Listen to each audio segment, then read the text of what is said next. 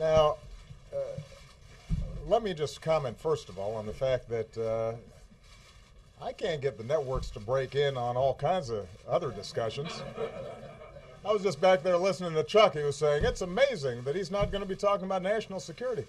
I would not have the networks breaking in if I was talking about that, Chuck, and you know it. Wrong channel.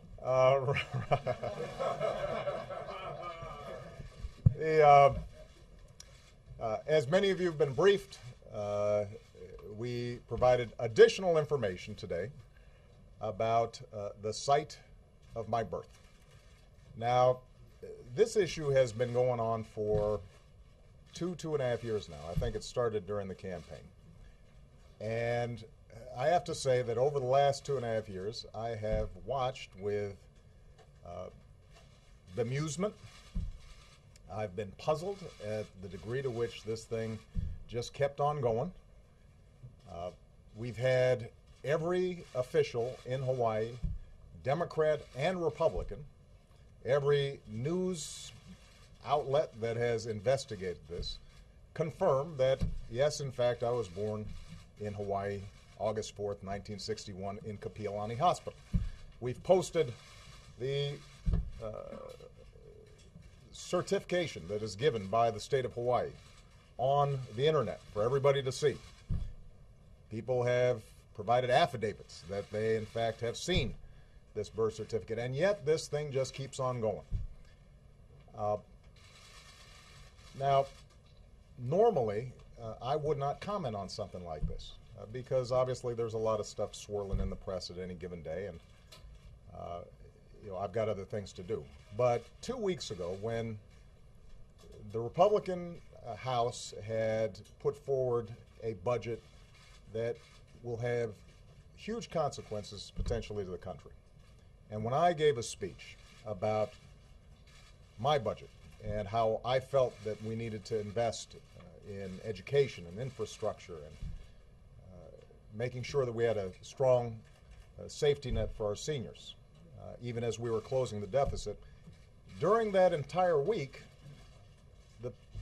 the dominant news story wasn't about these huge monumental choices that we're going to have to make as a nation. It was about my birth certificate. And that was true on most of the news outlets that were represented here. And so I just want to make a larger point here. We've got some enormous challenges out there. There are a lot of folks out there who are still looking for work. Everybody is still suffering under high gas prices. We're going to have to make a series of very difficult decisions about how we invest in our future, but also get a hold of our deficit and our debt. How do we do that in a balanced way? And this is going to generate huge and serious debates, important debates. And there are going to be some fierce disagreements, and that's good. That's how democracy is supposed to work. And I'm confident that the American people and America's political leaders can come together in a bipartisan way and solve these problems. We always have. But we're not going to be able to do it if we are distracted. We're not going to be able to do it if we spend time vilifying each other.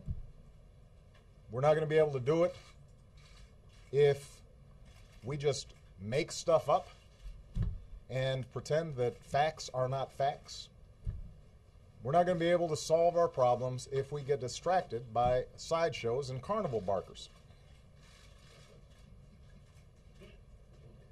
We live in a serious time right now, and we have the potential to deal with the issues that we confront in a way that will make our kids and our grandkids and our great-grandkids proud. And I have every confidence that America in the 21st century is going to be able to come out on top just like we always have. But we're going to have to get serious to do it. Now, I know that there's going to be a segment of people for which, no matter what we put out, this issue will not be put to rest. But I'm speaking to the vast majority of the American people, as well as to the press. We do not have time for this kind of silliness. We got better stuff to do. I've got better stuff to do. We got big problems to solve, and I'm confident we can solve them, but we're going to have to focus on them, not on this. Thanks very much, everybody.